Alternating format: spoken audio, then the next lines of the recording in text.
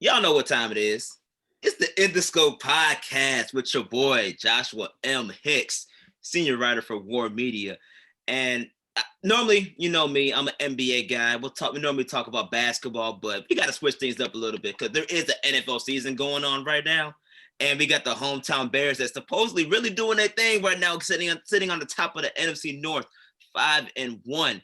And I got a perfect guy to talk about it because this dude actually used to play for the Bears. He's a former defensive end.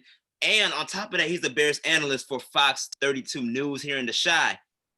Everybody give it up for my boy, Corey Wootton. Corey, what's up, man? What's up, boss? I see you bringing the energy tonight, It's been a long day, but my man still brings the energy. Hey, I got to, man, because it's a Thursday night. It's about to be Friday. You know, it's the last day of the week. There you go. Weekend kicks Push through it, right? Exactly. And on top of that, Bears got a Monday night game. I mean, come on now. Yeah. You got to get lit for that. Can't get any better than that, especially against the Rams. The Rams have been playing well. The Bears have been playing well. I'll take that back. I wouldn't say well, but they've been winning games, Yeah. Yeah, we'll get in touch with. We'll talk about that. Yeah, but a win's a win, right? Yeah, most definitely. 5-1 is a great way to start. If you would have told me that, in the preseason, there wasn't even any preseason, but when they were practicing, they would start 5-1. I would have said, I don't know. I wouldn't have thought that. I thought maybe they would have split the games, maybe 3-3 or something like that at this point, just because of the offense. But yeah, it's good to see them be 5-1. I mean, you can't complain about that. Most definitely, man. Like you said, a win is a win, and we'll just dive right on in with that because Bears have had some ups and downs throughout the season, but yet they're getting the job done. Like, what do you believe is the real reason for them getting the job done? Even though we know things are still sketchy over there. Like, you can't fully rely on everything that the Bears are doing. So what do you think is the key for them keeping this positive win streak going right now? Monsters the midway defense. It starts with the defense, right? And especially the past 2 weeks, 2 big games, 2 big wins where the offense was kind of subpar and the defense really stepped up big and got the dub. So it was good to see that. But, I think offensively as the game goes on, especially in the fourth quarter, Foles, since he's been the starter, hasn't turned the ball over. And that's the key with offense. We talk about, their numbers haven't been great. But when you don't turn the ball over, especially when the game is on the line in that fourth quarter and the defense is making takeaways like they have been the past 2 weeks, it's going to make everything that much better. But obviously, offensively, they need more production. When Nick Foles came in that Atlanta game, I do the broadcasting with Gabe Ramirez of B96, and I told him, I said, watch, he's going to ball. And in that game, he threw three touchdowns. Really should have been 5, with the Allen Robinson interception. That should have been a touchdown. And then Anthony Miller dropped one in the end zone. So he should have thrown 5 touchdowns in a quarter and a half. And I'm like, oh, okay. Next game, I thought he was going to come out, guns blazing, ready to go. And we just didn't see that, and it's been the same thing the past 3 weeks after that. We haven't seen the Nick Foles that I thought, the Super Bowl winning Nick Foles, and the Nick Foles that was under Chip Kelly, when they ran that quick tempo offense. We just haven't seen that. Yeah, let's go more in depth with that because of the fact that the Bears are, when they, like you mentioned, they switched from Mitch. I think they finally realized that Mitch is the bust right now. So because of that, they switched over to Nick Foles. But I actually view Nick Foles as a more stabilized Mitch Trubisky. Like, it's kind of, I know it might sound a little crazy because dude won a Super Bowl. And he's the MVP of that Super Bowl. And he did show out against Tom Brady, just like he did last week on Thursday, or a couple weeks ago Thursday night when he played against Tom Brady and the Buccaneers. Yeah. But at the same time, it's like, I don't want to compare him to an Eli Manning, but I feel like, he's one of those people that got Tom Brady's card. When he played against Tom Brady, he gets the upper hand of the wins. And then after that, you see Nick Foles just beat Nick Foles. It's not the same. So what, like, am I wrong for having that type of analysis? Well, I think it's just it's a tough thing because I think Nick Foles over his career, we've seen a lot of up and down, right? We've seen in Philly early on under Chip Kelly do really well, right? And then he changed schemes and signed a big deal with St. Louis Rams and really struggled there. And then, he's kind of a backup. And then Doug Peterson brings him to back up Carson Wentz. Carson Wentz goes down with an ACL. He comes in and balls out. So I was very surprised because those systems, right? The Chip Kelly system, the Doug Peterson system, he does really well under those QB-friendly systems. And Matt Nagy, being an Andy Reid disciple, is basically along those same lines. Nick Foles came from Kansas City under Andy Reid and Matt Nagy. So I kind of thought he'd come in with a smooth transition, especially, like I said, after he started that Atlanta game when he came in for Trubisky. Like, offense was moving down the field. They're making throws, back shoulder. I'm like, okay, let's go.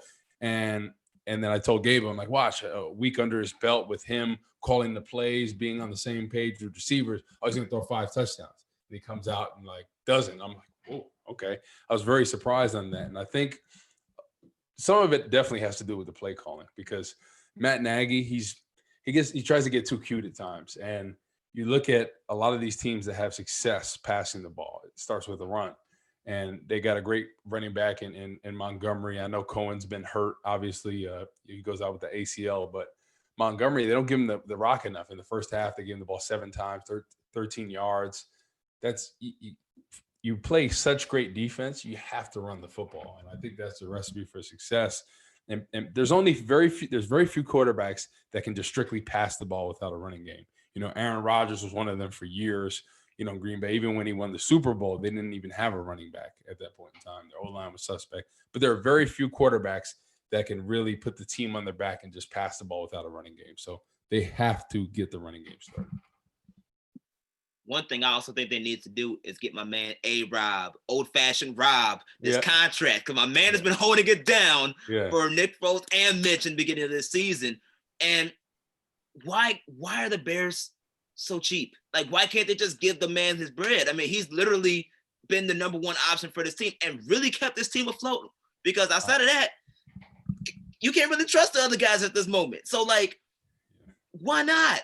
Why not take care of my mans? No, I think you got to pay him, especially, I get it at first. They were kind of a little worried about him coming off an ACL injury and whatnot and how he's going to perform. But he's performed beyond that. He showed that he's back. He has the explosion. He hasn't skipped a beat since that Pro Bowl season that he had in Jacksonville where he had almost 1,400 yards.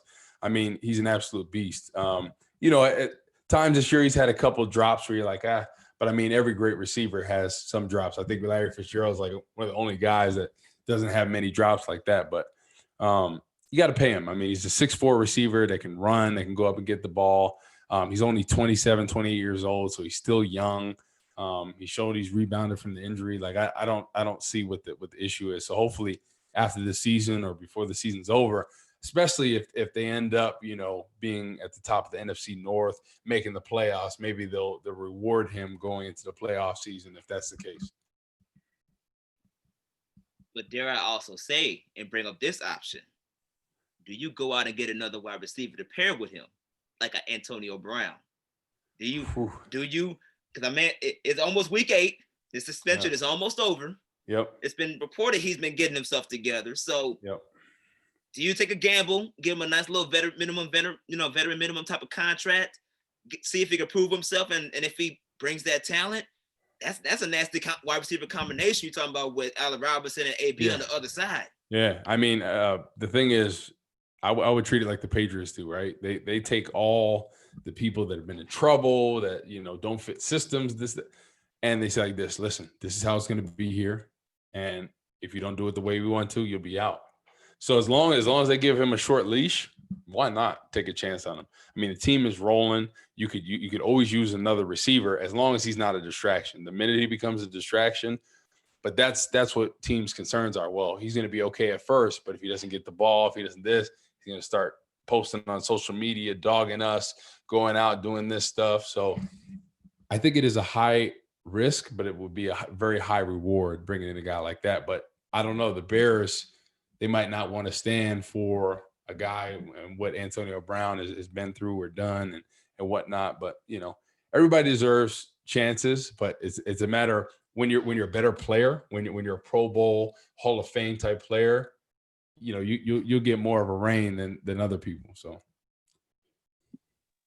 well, if they don't go after him, they might have to go after somebody in free agency to help this offense. Because like you mentioned before, Tariq Cohen's out. That was like that was your special teams burner. That was your backup option on the running back side. If you need some quick speed, if you need someone to be in the open field, like he was your guy that covered all those angles. And now he's gone for the rest of the year. You already got like a slashing running back in David Montgomery, but it's not like he was Josh Howard, coming in and eating up yards like crazy. He's not that type of running back.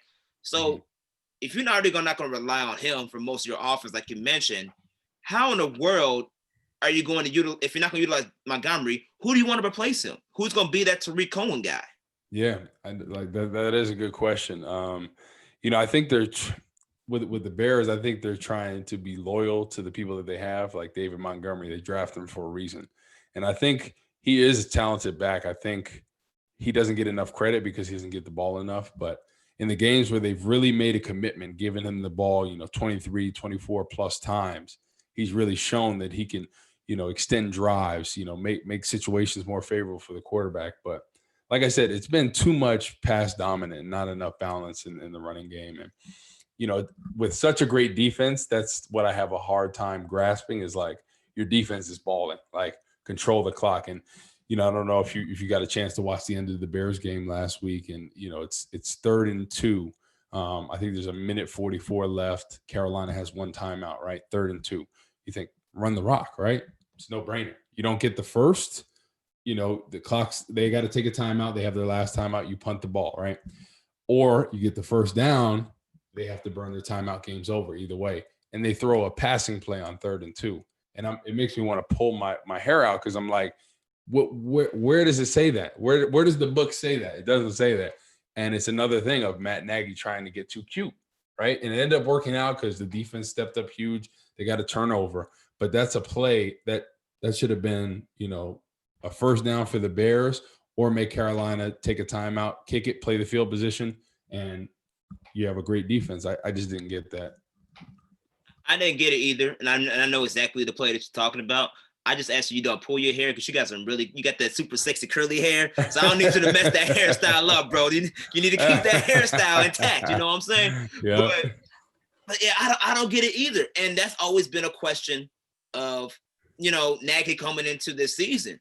Obviously, we focused on the offensive side of things and how the offense has been really inconsistent.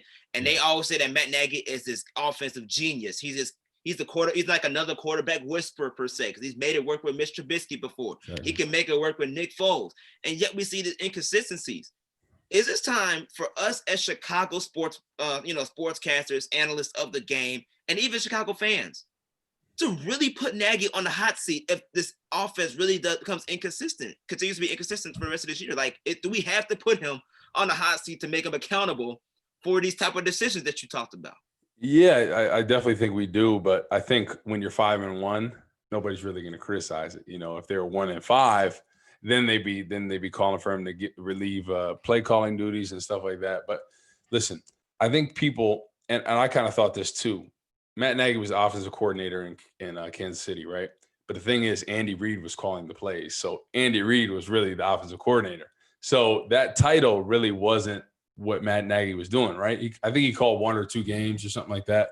But his role was mostly working with the quarterbacks, working with the offense here and there. But he wasn't calling the plays.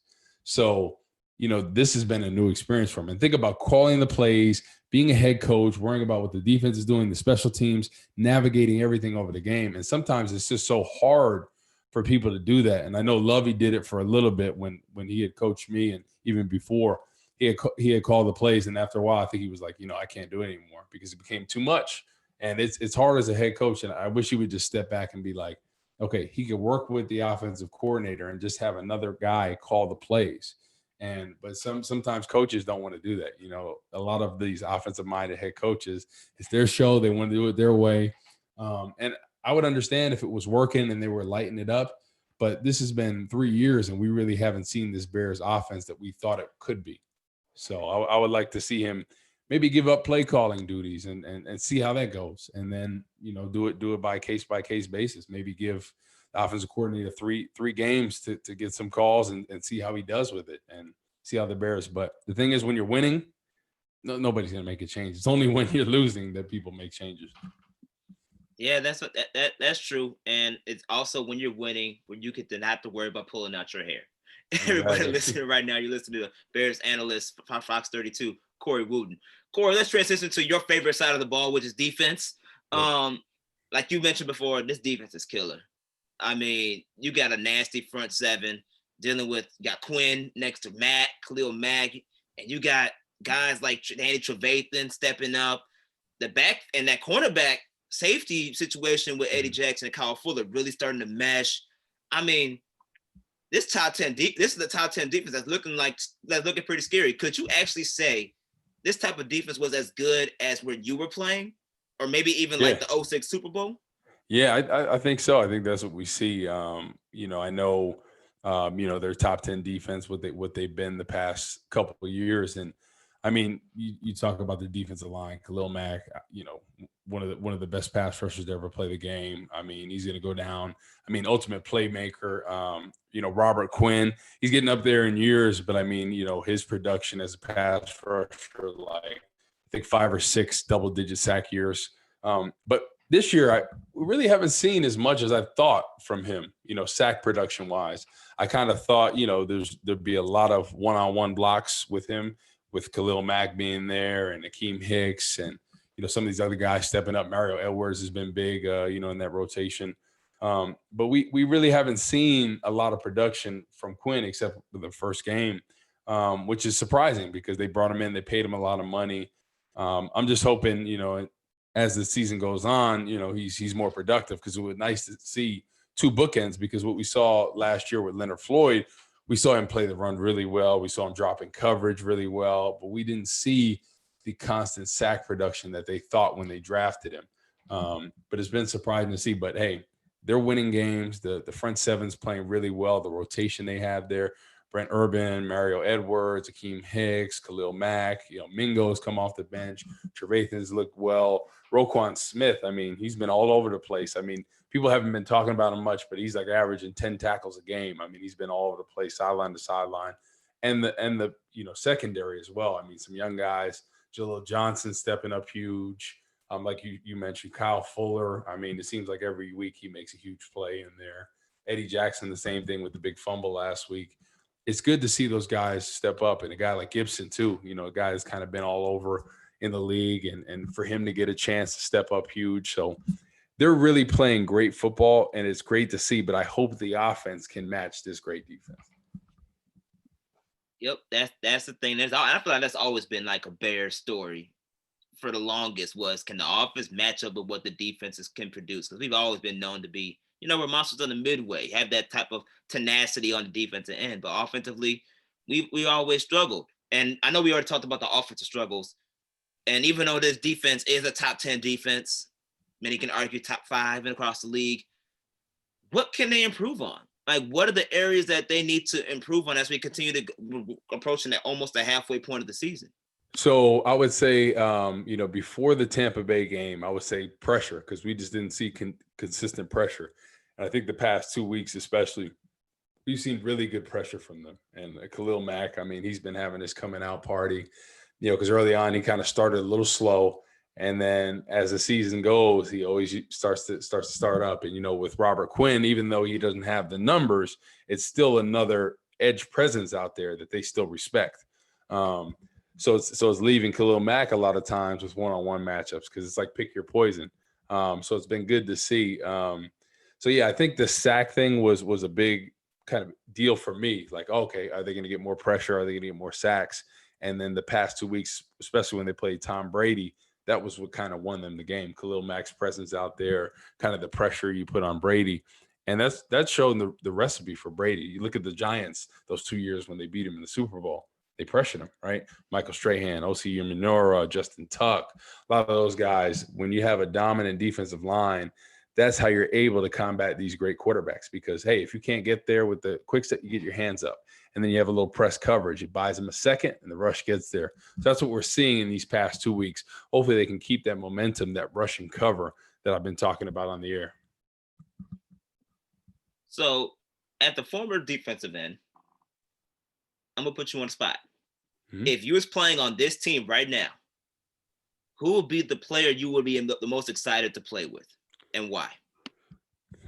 Shoot, a lot of people probably think I'd say Khalil Mack, but I'd probably say Akeem Hicks. I mean, I've always said that I think he's one of the most underrated defensive linemen in the NFL. I don't think he gets enough respect for what he does.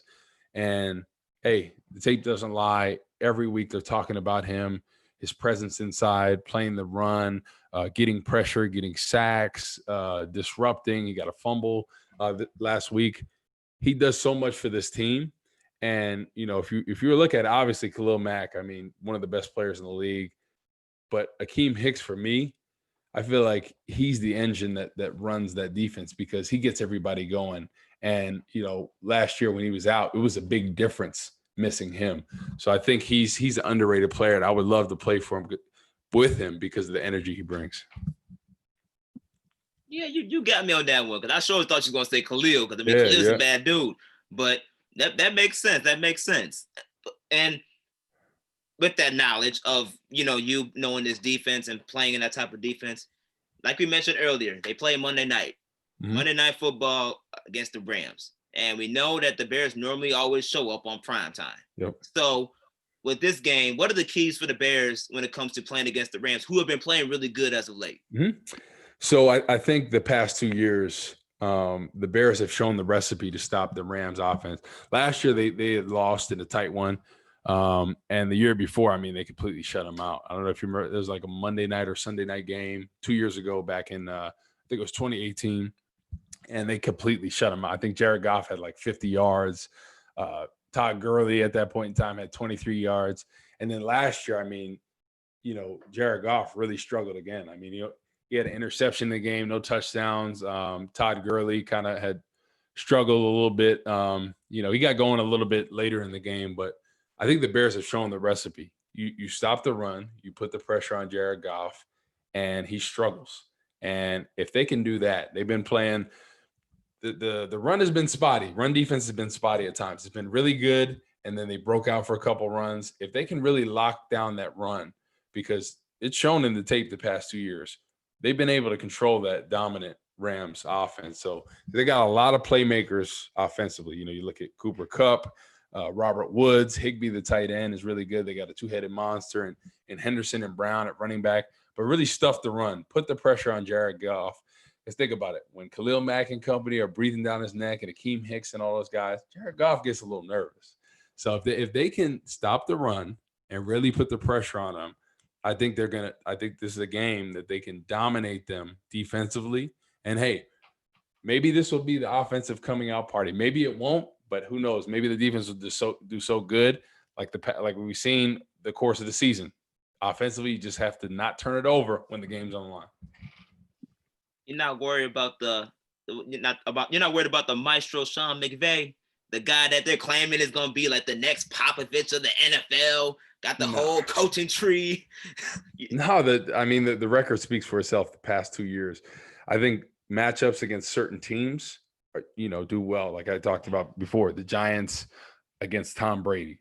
Same thing the past 2 years. The Bears against the Rams, they've shown that it's been a tough matchup for the Rams offensively because of this high-powered offense. Oh, they're the best in the league. Oh, they're going to show the Bears that, they're for real. And then the past 2 years, the past two games. So I look for the Bears to go big. They're riding the high. They're riding the momentum.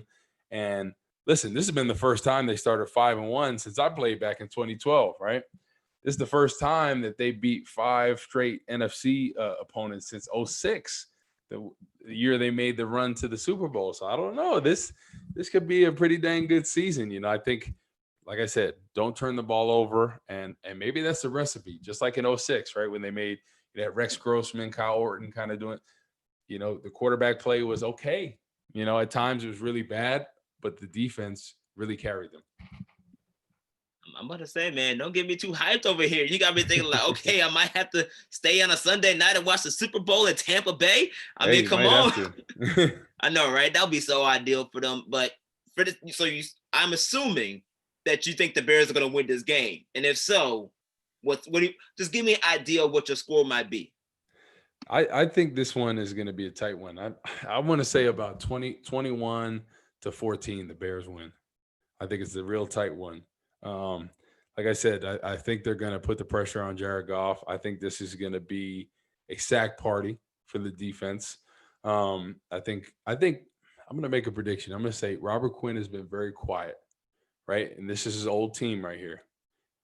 Last year he was on the Cowboys. The year he had spent his whole career with the Rams, right? I think he's going to have his coming out party because I think he's motivated. There's nothing like playing your old team, right? You want to show out, and people are saying, "Oh, Robert Quinn is not what we thought he was this year." Shoot, this might be a 2 or 3 sack game for him. I'm calling it, And hey, put me on the spot if I don't call it right. We look at the stats, but I think it's a game where he's gonna be a presence. Okay, I'm hoping the sack numbers there, but I think when it comes to disruption and quarterback disruption, hits, etc., I think he's gonna be a factor. All right, man. You coming on my show bringing hot takes. I like it. Yeah. I like it, but I'm gonna hold you that. I'm gonna hold you to that.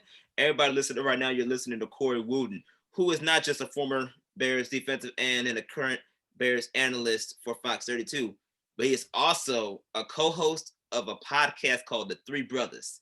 Corey, talk about how this podcast came into play.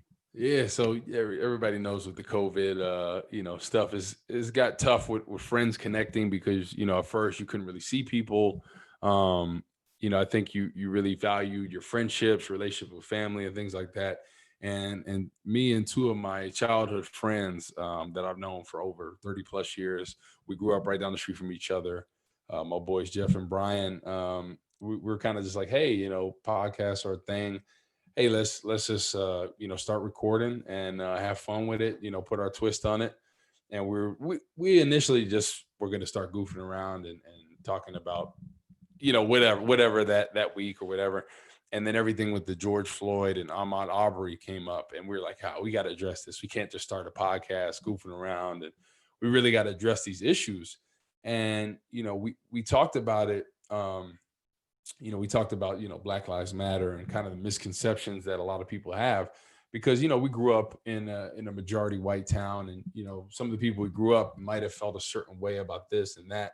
And after listening to our podcast, they were like, hey, you kind of educated us on stuff we didn't understand and this, that, and the other. And that's what we want to do. We want to talk about it from our personal opinions, and we wanted to educate people because I think education is key. And usually people hearsay from this source or that source. And we were just spitting the straight facts of everything that was going on. And, some people that I really didn't expect to hit us up were like, hey, I never really thought about it from that way. That was great to hear that and great to see you guys talk about that. And it really changed my views on this, that, and the other. And, we had like 3 episodes kind of in reaction to that. And we had my co-host Brian's cousin, who is a leader down in the Black Lives Matter movement in Miami, talking about his experience because he was on the front lines of everything. So those were our kind of first 3 episodes. And I mean, we got so many more listens and downloads than we thought. And, people were telling us how much they enjoyed it. And even the stuff we do now, when it's a little bit more loose and laid back and we're just having fun. I think, we just thought, hey, let's find a way to connect, be goofy. And, hey, if people like it, great. If not, we're just having fun and connecting with each other. No, y'all be good. Y'all producing some really good content. So I definitely be listening. It's a great podcast. Everybody needs to come out and subscribe to the Three Brothers podcast. I assume you can get it on all podcast platforms. Yep, all podcast platforms. Our most downloaded usually are Spotify and Apple Music. It's on the Google Music. I believe that's right? The Google platform. Yeah, Google. Yeah. Yeah, it's on every major platform out there. So you tune in. Let us know what you think. Subscribe, like you said, comment. Let us know your thoughts. We always love the feedback, and we have fun with it. Most definitely, everybody needs to go and hit that subscribe button and follow some good content. And also, you need to continue to subscribe to War Media because we got a lot of good stuff that comes out, especially with the NFL going on right now. We still got our Running with War podcast covering NBA and all basketball talk. We're doing a lot of good stuff too, just like my brother Corey is. What's next for you? What's next for you, man? I mean, you're already doing a lot. You're an analyst on TV. You're a father and a husband. You are a workout freak. Yeah, try to get it a little bit. Yeah, man. I think a lot of people don't know is I'm a big real estate investor. So I got a bunch of rentals up out here in St. Louis, and I do flips, and I really like the flexibility of it. I like being able to be home and kick it with the wife and kids and be able to travel when we want to. And I'm all about flexibility. I grinded my what off, in the NFL and made a good amount of money, and now I'm trying to invest it, make it grow and just continue building for our family. So that's what I've been doing, and I'm enjoying it. That's good, man. That's good. A family man that takes care of his family, but lives life to the fullest. That's the only way to That's go. how you got to do it, man. You only got one life to live. Life is precious. Life is short. You got to enjoy it. Enjoy family. Enjoy friends. Enjoy the times together. And it's the memories. I don't think anybody, at the end of their life is like, oh man, I wish I could have made more money. Or I wish I could have done this. It's the experience they had with their family, that really matters. So. No, that's real. We appreciate you coming on the show, man. Tell us where everybody can follow you on your social media. Yep. So on social media, on Twitter, Facebook, Instagram, it's at Corey, Corey. Last name Wootton. So you can find me on there, follow me. I make goofy videos, workout wise, promote the Three Brothers podcast and stuff I do on Fox. So your stuff with my daughters, my daughter can do 10 legit push-ups and she's only 5. She does better than most of y'all out there. So I'm gonna put y'all on game. Y'all slacking with these push-up challenges. I see them out there. My daughter does chest to the ground push-ups. Let's go. I feel that. I feel that. That's dope. That's dope. Real briefly, I gotta ask you this because obviously it was a huge thing, especially when we're talking about protecting Black women. And we got and especially when Kobe died, like the unfortunate death of Kobe, Gigi, life as a girl dad. Like, talk about how cool it is for you to be a girl dad. It's a lot of fun. I mean, especially, I mean, I grew up. I had a sister that was my only sibling, so it was awesome having a sister. But having daughters, I mean, it's unbelievable. Everyone asks, do you wish you had boys? And I'm like, nah, I love having girls. They're really sweet and caring and loving, and I couldn't imagine it any other way. And since I've retired from the NFL, like I retired after I had my oldest because I really put things in perspective. It made me want to be around them, and I never realized like how much time the NFL and everything took away time for your family.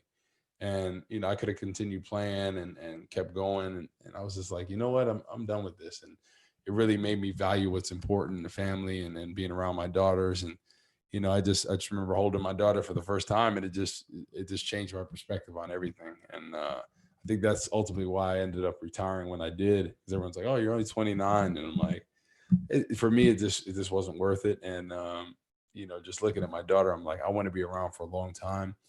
I want to have everything up there, being fine. And I think concussion really scared me, seeing that movie and just seeing some of the effects. These former players, they couldn't help themselves, and I'm like, especially a former Bear, Dave Duerson, ended his own life, and it's just very sad to see a lot of guys struggling. And there's been some people I played with that have struggled and ended their life, and it's unfortunate to see. And I just didn't want to be that guy because I've had some injuries, but never brain issues like that. So I wanted to walk away when I did, because in football, you're always one hit away from being affected for the rest of your life, whether that's a serious medical injury. Play with a guy, Johnny Knox, that affected the course of his life. He's still not the same, and it's unfortunate to see. And Jim McMahon, who played for the Bears. I mean, there's so many different examples we could talk about, but I didn't want to be one of those guys, and fortunate to walk away on my own terms and be done with it the way I wanted to. Well, that's why they say the NFL stands for not for long, right? Yep. It's a real thing, and not only if you experienced it, but in a more positive way. I mean, you even got some Bears experience right now. Mitch might be out the door after this year. They didn't renew that contract. Yeah, so I think so. I mean, the Patriots rumored to have been expressing interest in him, so I guess we'll see, right? So Patriots want Mitch? Yeah, I mean, listen, everybody that goes through the Patriots system seems like they do really well. Okay. That's a new one. I didn't hear that, so that's a new one. Yep. Okay. So I guess we'll see. That would be interesting, especially if they keep Cam. Yep. You have Mitch as a backup to Cam Newton. That's gonna be really interesting. Yeah, but I mean, Cam is only on a 1-year deal, right? That's So true. I guess we'll see. Yeah, there's only one way to find out. That being said, though, everybody tuning in, you can listen and follow me on Instagram at that guy Josh Hicks, on Twitter at jhicks042, and look for more special guests like this brother right here to come on and give more flavor to your ears as we go in the scope with different lenses on all topics, especially sports related, and special ones like being girl dads. Even though I'm not a dad and I do not have plan on having kids. Are you making an announcement? Are you telling us something? I'm telling you that. Okay. I'm just telling you right now. You're telling us that you expect no. No. I'm Scoop, get your mans. Shout out to Scoop B, Brandon Scoop B Robinson. He was just on my podcast last week. So it's amazing how New Jersey, Don Bosco prep, baby. Yep, it's out, y'all out here. So I feel you, but I'm gonna stay off that. I'm gonna stay in this single lane for a little bit. Okay, before I even get to that point. So I applaud you, sir, for going to proper channels and living your life and developing the family properly. We appreciate that, and I appreciate you coming on my show. No problem at all. Talk the Bears and all things NFL, man. You know I got to bring it back. I got to bring it back. It's all love and family over here, so I got to bring you back, man. Oh yeah, definitely. Appreciate you, brother. Appreciate you. You continue to be safe out here during the pandemic. Say what's up to your family for me. Yep, we'll do, bro. Keep doing your thing, man. Take it easy, man. Yes, sir. All right. Yep.